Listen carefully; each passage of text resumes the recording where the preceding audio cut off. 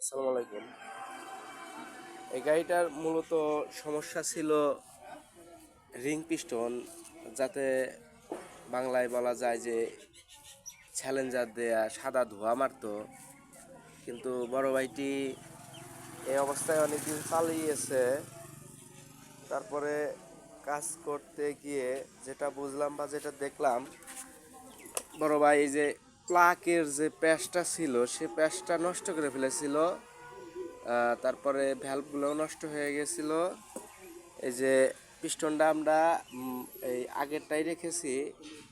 আগেরটা বলতে আপনার এটা ছিল 100 সাইজ, পরে এটা আমরা 0 করে এনেছি যাতে গাড়ির তেল কম খায় এবং গাড়িটা পারফরমেন্স ভালো দেয়।